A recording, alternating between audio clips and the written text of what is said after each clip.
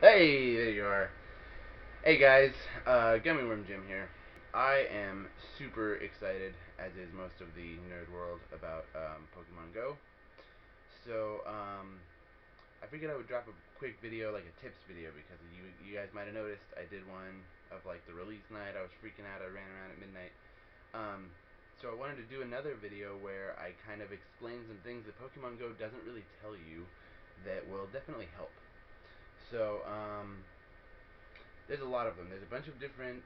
Hold on, let me see here. Okay, so the first one, raspberries. I don't know if you guys have got raspberries. When you spin the coin on your Pokestops, sometimes it'll drop a berry, and you're like, what the heck is that?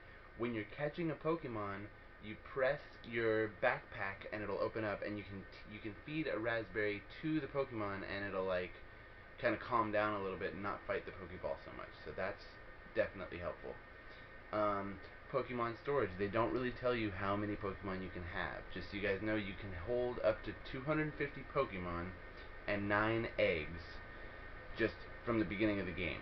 You can also buy an extra backpack or extra Pokemon storage, and that adds, more items and stuff. So that's helpful. But um, battery saver mode. If you go into your Pokeball menu and you go to settings and you hit the battery saver mode thing, you can turn your phone upside down and it'll go really, really dim, and all you can see is just barely see a Pokemon logo.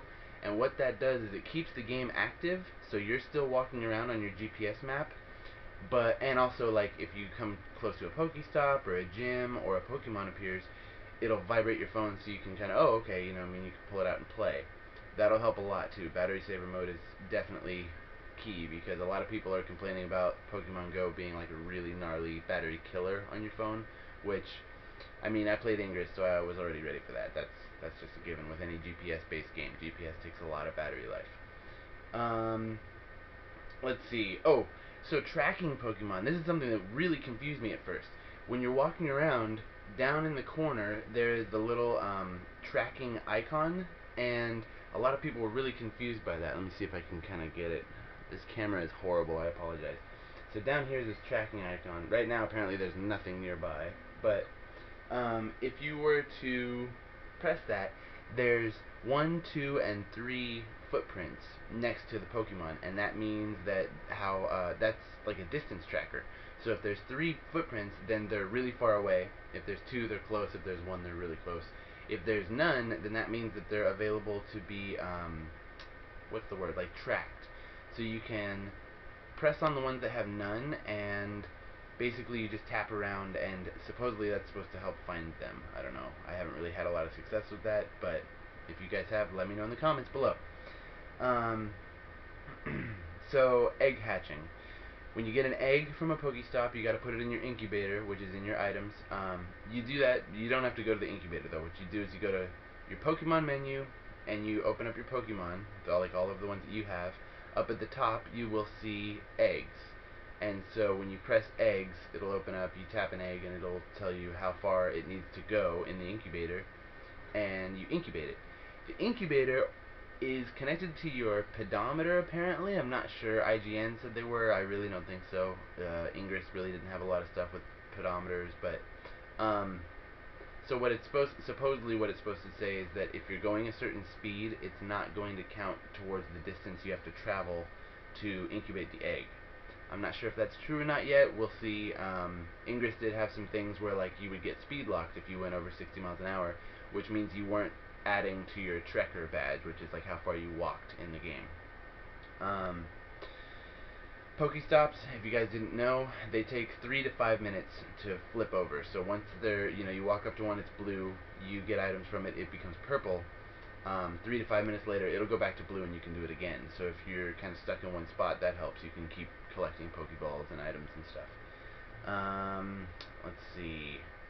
If you transfer Pokemon, like say you catch 2 Weedles and you want to evolve one of them, but you don't have enough candy, you go to the other one, your lower level Weedle, and you can transfer it, which is basically letting it go, and it will give you 1 candy. You get 3 candy when you catch them. If you transfer them, if you let them go, you get 1. So that'll help. It's not, I mean, If you're looking to get one and like evolve it, and then you want to have a regular Weedle also, I would suggest keeping, you know, both, or keeping however many you need to evolve. Let's see. What else is there? Oh, a lot of people are really concerned about whether or not rare Pokemon are going to show up in their town, or oh, you know, that's not an issue. Don't worry about that. The rarity of the Pokemon is actually determined by your level. So if you're level 8, then you're going to be getting slightly rarer Pokemon than, you know, the earlier levels. It's not until you get, you know, way up in level, I would guess. I'm only a level 8 right now. Actually, no, I'm level 9. I just hit 9. So I'm just now getting kind of bigger stuff. I got a Psyduck, you know what I mean? Just stuff like that. But it's not until you're going to get later in the levels that they're going to get really good. And then you're going to start finding, you know, the Charizards or whatever. I don't know. Kids in your Pokemans. Someone saw my hat and they're like, "Oh, you must be playing Pokemon Go." And I was like, what is Pokemon? I don't know what that is. I certainly don't have to catch them all. Incense, if you guys don't know, you burn the incense. It actually attracts more Pokemon to you. It works for people around you because if you guys have played in groups, then you know that when one Pokemon shows up on your screen, more often than not, it will show up on your friend's screen also, and they can catch it. So that helps. As far as the article that I found was saying that the incense will attract non-native Pokemon, so like rarer Pokemon, to your screen, but it might not attract it to your friends. But your friends will be seeing more often Pokemon coming around, the normal ones. Let's see. Defeating a gym. When you fight a gym, you can do up to 6 players. 6, see how I have 3 fingers there? Anyway. You can have up to 6 Pokemon, I mean. Sorry, not players. So, you line up your 6 Pokemon, just like in all the other Pokemon games on the Game Boy and stuff. You want to make sure that you get the ones that are, you know, like the types that are going to be effective against the types that are holding it.